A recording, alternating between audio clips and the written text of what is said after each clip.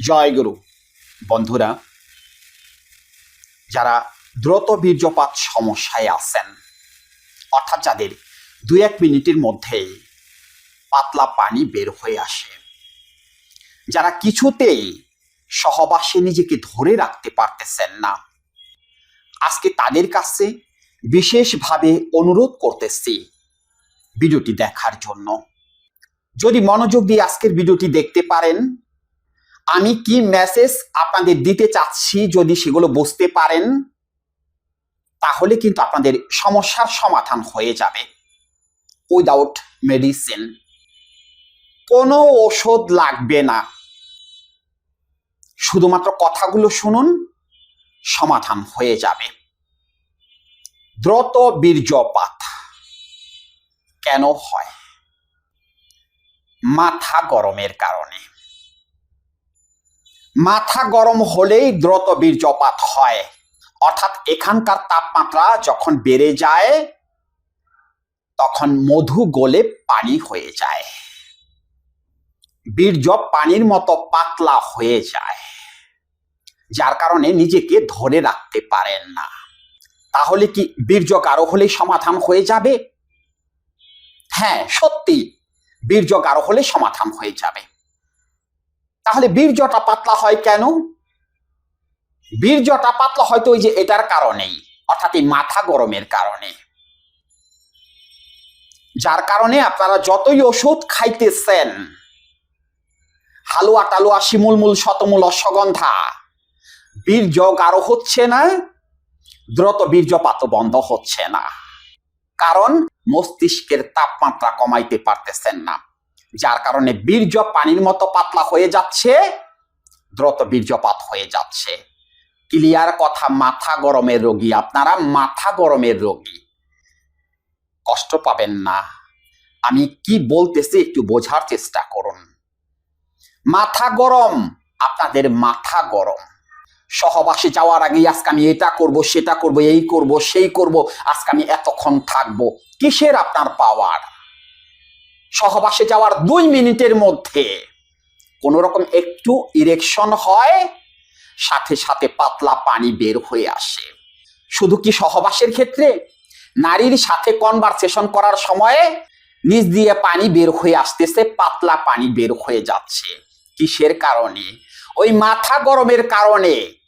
নারীর সাথে যখন কনভারসেশন অর্থাৎ কথা বলতেছেন, তখন আপনার কামনার আগুন ধাউ ধাউ করে জ্বলতেছে, আপনি নিজেকে কন্ট্রোল করতে পারতেছেন না। কিসের কারণে? মাথা গরমের কারণে। মাথা গরমের কারণে শেষ হয়ে যাচ্ছে, পানির মতো পাতলা হয়ে যাচ্ছে। হালুয়া খাবেন, নিষেধ করব না, খাইতে থাকেন। শিমুলমূল, শতমূল, অশ্বগন্ধা খাবেন, নিষেধ করব না, খাইতে থাকেন। যত খুশি খাইতে থাকেন, দেখেন সমাধান করতে পারেন কিনা, দ্রুত বীর্যপাত বন্ধ করতে পারেন কিনা। যদি পারেন তাহলে ভিডিওর নিচে এসে মন্তব্য করবেন যে হ্যাঁ, ওষুধ খেয়ে দ্রুত বীর্যপাত আমি বন্ধ করে ফেলেছি। দেখি কয়জন পারেন। আজকে ভিডিওতে বেশ কিছু কথা আছে, বুঝতে হবে আমি কি কথা বলতে চাচ্ছি। অনেকেই তো আবার আধ্যাত্মিক কথা, আধ্যাত্মিক আলোচনা, ওগুলো বুঝতে পারেন না, কিন্তু তার মধ্যে যে এর সমাধান রয়ে গেছে সেটা তো আপনারা বুঝতে পারবেন না। সেটা বুঝতে পারলে তো হয়েই গিয়েছিল, তাহলে তো সমাধানই হয়ে যেত। সেটাই তো বুঝতে পারেন না, আর বুঝতে পারেন না বিধায়ী তো ওই যে ভিডিওর নিচে এসে আবার মন্তব্য করেন, কি এত বকর বকর করে উনি। আরে বকর বকর কি এমনি করি?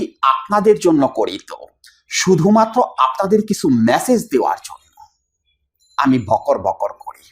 ও তোমরাই আস্তে আস্তে মারো হ্যান্ডেল, নিচের দিকে পড়বে জল। কে বানাইলো, কে বানাইলো এমন মজার কল?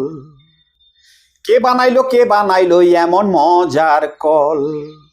এখানে ধৈর্যের কথা বলা হয়েছে। এটা চরম আধ্যাত্মিক একটি গানের কলি, চরম দেহতাত্ত্বিক একটি গানের কলি। এখানে ধৈর্যের কথা বলা হয়েছে, ধৈর্য ধরার কথা বলা হয়েছে, অর্থাৎ মাথা ঠান্ডা রাখার কথা বলা হয়েছে। তা তো আপনারা করেন না। আপনারা ওই যে একটু আগে কথাটা বললাম, আজকে এই করব, সেই করব, এটা করব, সেটা করব, ঘোড়ার ডিম করবেন। কিচ্ছু না, মাথা গরম, আগেই মাথা গরম হয়ে যায়, কিচ্ছু পারেন না। কিসের কারণে? ওই যে ধৈর্য না থাকার কারণে, নিজেকে কন্ট্রোল করতে না পারার কারণে শেষ হয়ে যাচ্ছে। অনেকে আমাকে বলেন যে গুরুজি, আমি 3 বছর ধরে দম সাধনা করতেছি, আমি রতি সাধনা করতেছি, তারপরে তো এই সমস্যার সমাধান হচ্ছে না। কিসের দম সাধনা করতেছেন আপনি? কি পারেন আপনি দম সাধনার? কি পারেন আপনি রতি সাধনা করার? এখন পর্যন্ত পারেন না মেডিটেশনটা ঠিক মতো করার জন্য। মেডিটেশন করতে বসলে পরে বিভিন্ন রকমের চিন্তা মাথার মধ্যে চলে আসে, তাকে কন্ট্রোল করতে পারেন না। আবার 3 বছর ধরে দম সাধনা করতেছেন। দম সাধনা কাকে বলে জানেন? কিভাবে দম সাধনা করতে হয় সেগুলো জানেন? দমের গতি প্রকৃতি সম্পর্কে কোনো ধারণা আছে? কয় আঙ্গুল বাহিরে আসলো, কয় আঙ্গুল ভেতরে গেল, কোন পর্যায়ে দম আপ ডাউন করে, এগুলো কি জানেন? এগুলো কি বোঝেন? ইরা পিঙ্গলা সুষমানারীর কাজ জানেন? আপনারা দম সাধনা করেন, অথচ মেডিটেশনের কোনো খবর নেই। যেটা দিয়ে দম সাধনার ভিত গড়া হবে, যেটা দম সাধনার স্তম্ভ, প্রত্যেক সাধনার যেটা স্তম্ভ, সেটা হলো মেডিটেশন, মেড ইন অ্যাটেনশন, অর্থাৎ মনোযোগ তৈরি করা। আপনি যদি মনোযোগ তৈরি করতে না পারেন, তাহলে কিসের দম সাধনা করবেন আপনি? দম সাধনা করতে থাকুন। আমি একটি জিনিস আপনাদের বোঝানোর চেষ্টা করতেছি একটি গল্পের মাধ্যমে। যাদের দ্রুত বীর্যপাত হয়, তারা আজকে মনোযোগ সহকারে এই গল্পটি শোনার চেষ্টা করুন। মেসেজ থাকবে এই গল্পের মধ্যেই, সমাধানের কথা আমি বলে দেব। গল্পটি মনোযোগ সহকারে শুনতে থাকুন। এক লোক এরকম দাম্পত্য জীবনে খুবই সমস্যার মধ্যে আছে। প্রতিদিনই স্ত্রীর কাছে গোতা খায়। তো সেই লোক অনেক চেষ্টা করতেছে, চিকিৎসাপত্র এমন কিছু নাই যে সে বাকি রেখেছে, সব কিছু করেছে, সমস্যার সমাধান হচ্ছে না। তখন তাকে আরেক ভদ্রলোক পরামর্শ দিল, অর্থাৎ সেই ভদ্রলোক, যে ভদ্রলোক তাকে পরামর্শ দিল সে আবার একটু আধ্যাত্মিক টাইপের। সে তাকে পরামর্শ দিল যে আপনি এই করেন, দম সাধনা রতি সাধনা করেন, আর একজন গুরুর কাছে যান, একজন গুরুর শরণাপন্ন হন। তো এই লোক তাই করলো, ওই লোকের কথা মতো। অর্থাৎ সে এখন অন্য লাইনে চলে আসলো। সে গুরু ধরলো, অর্থাৎ একজনের কাছে বায়াত গ্রহণ করলো। তার কাছে মাত্র 1টা মাস সে টিকেছিল। সে ওখান থেকে বের হয়ে এসেই বিভিন্ন মানুষের কাছে বদনাম শুরু করে দিল যে দূর, ওনার কাছে গেছিলাম, কোনো কাজ হয় নাই, উনি আমাকে কোনো কিছু দিতে পারে নাই, আমার কোনো সমস্যা সমাধান হয় নাই। তখন আবার তাকে আরেকজনের পরামর্শ দিল, তাহলে আরেকজনের কাছে যান। তখন আবার আরেকজনের কাছে সে বায়াত গ্রহণ করলো, অর্থাৎ গুরু ধরলো। তো সেই গুরুর কাছেও কয়েকটা দিন ছিল। ওই গুরুকেও তার আর ভালো লাগতেছে না। সে বাহিরে এসে লোকজনের কাছে বলা শুরু করছে, গুরু, ওনার কাছে এত কিছু জানতে চাই, এত প্রশ্ন করি, উনি কোনো প্রশ্নের উত্তরই দিতে পারে না, উনি আসলে কিছু জানে না। বাস, আবার সে চলে আসলো। তো এরকম একটি পর্যায়ে সে খুব বিক্ষিপ্ত হয়ে গেল। সে মনে মনে ভাবলো, দূর, এই সংসারই আর করব না। কারণ সংসার করবে কি করে, সংসার তো টিকতেছে না। সেই জন্য সে মনে মনে সিদ্ধান্ত নিল যে দূর, এই সংসারই আর করব না। সে একদিন রাগ করে সংসার ছেড়ে বের হয়ে গেল। তো যাইতে যাইতে এক গভীর জঙ্গলে প্রবেশ করছে। গভীর জঙ্গলে প্রবেশ করে দেখে সেখানে ছোট্ট একটা আশ্রম আছে। সে আশ্রমের ভেতরে প্রবেশ করে দেখে এক বৃদ্ধ লোক একটি গাছের নিচে বসে ধ্যান করতেছে। তখন এই লোক মনে মনে ভাবলো যে এবার পেয়ে গেছি, এবার মনে হয় আমার সমস্যার সমাধান হয়ে যাবে। তখন সে ওই লোকের কাছে, অর্থাৎ ওই ধ্যানমগ্ন সাধুর কাছে গিয়ে অনেকক্ষণ দাঁড়ায় রইল। দাঁড়ায় থাকার পরে একটা পর্যায়ে যখন ওই সাধুর ধ্যান ভঙ্গ হলো, তখন ওই সাধু এই লোককে জিজ্ঞেস করতেছে, কি ব্যাপার বাবা, আমার এই ছোট্ট কুটিরে তুমি কেন আসছো? তখন এই লোক তার সমস্যার কথা গুরুজি বা সেই সাধুর কাছে খুলে বলল। তখন সাধু, অর্থাৎ ওই গুরুজি, এই লোককে বলল যে ঠিক আছে, যদি দয়ালের কৃপা থাকে তোমার সমস্যার সমাধান হয়ে যাবে, তবে বাবা আমার এখানে তোমার 1টা বছর কাটাতে হবে, 1টা বছর তোমাকে থাকতে হবে। তখন এই লোক মনে মনে ভাবলো যে ঠিক আছে, এত টাকা পয়সা নষ্ট করেছি, এত গুরু ধরেছি, দেখি এখানে 1টা বছর থেকে কি হয়। তখন সে ওই আশ্রমে থাকা শুরু করলো। ওই গুরুজি তাকে বলল যে তোমার কোনো কাজ নেই, তুমি প্রতিদিন শুধু আমাকে লক্ষ্য করবে, আমি কি করি সেগুলো লক্ষ্য করবে, আর তোমার কোনো কাজ নেই। তখন এই লোক তাই করতেছে, কিন্তু এই লোকের মাথায় একের পর এক প্রশ্ন আসতেছে। প্রতিদিন ওই সাধুকে অর্থাৎ ওই গুরুজিকে প্রশ্ন করে অস্থির করে ফেলাইতেছে।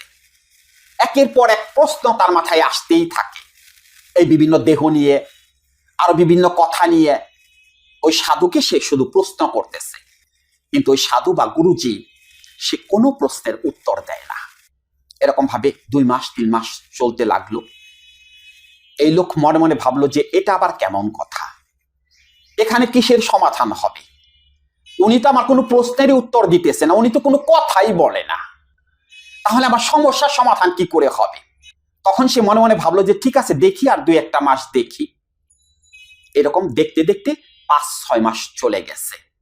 এবার এই লোক দেখতেছে তার মাথায় যে একের পর এক চিন্তাগুলো আসতো, এই দেহ নিয়ে বিভিন্ন সমস্যা নিয়ে যে চিন্তাগুলো আসতো, সেই চিন্তাগুলো আস্তে আস্তে আসতেছে না, কমতেছে, এবং তার কথা বলাও আস্তে আস্তে কমে যাচ্ছে। এখন সে গুরুজিকে আর খুব বেশি প্রশ্ন করে না, আর প্রশ্ন করেই বা লাভ কি? ওই গুরুজি তো তার প্রশ্নের কোনো উত্তরই দেয় না। এরকম ভাবে 10টা মাস পার হয়ে গেল। 10 মাস পার হওয়ার পরে এই লোক দেখলো তার মধ্যে বেশ কিছু পরিবর্তন চলে আসতেছে, অর্থাৎ তার দৈহিক বেশ কিছু পরিবর্তন সে বুঝতে পারতেছে। একটা পর্যায়ে 1টা বছর চলে গেল। শেষের দিন এই লোক বলতেছে যে গুরুজি, 1টা বছর তো আপনার আশ্রমে আমি রইলাম, আমার সমস্যার জন্য আপনার কাছে আমি এসেছিলাম।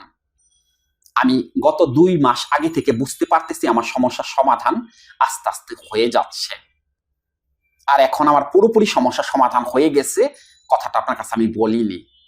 তখন ওই গুরুজি তাকে বলতেছে, তোমার যে সমস্যার সমাধান হয়ে গেছে সেটা আমিও জানি। তোমার সমস্যাটা ছিল তোমার মাথা গরম ছিল, সেই জন্য তোমার মাথায় একের পর এক নেতিবাচক চিন্তা আসতে থাকতো, মাথা গরম থাকতো সব সময়, যার কারণে তুমি নিজেকে ধরে রাখতে পারতে না। অর্থাৎ তোমার যে দৈহিক সমস্যাগুলো হয়েছে এটা শুধু তোমার মাথা গরমের কারণে হয়েছে। তুমি কি এই বিষয়গুলো বুঝতে পারতে? পরে বলতেছে, না গুরুজি, আমি এগুলো বুঝতে পারতাম না। তখন সাধু বলতেছে যে তোমার সমস্যার সমাধান এমনিতেই হয়ে গেছে, শুধুমাত্র তোমার চুপ থাকার কারণে।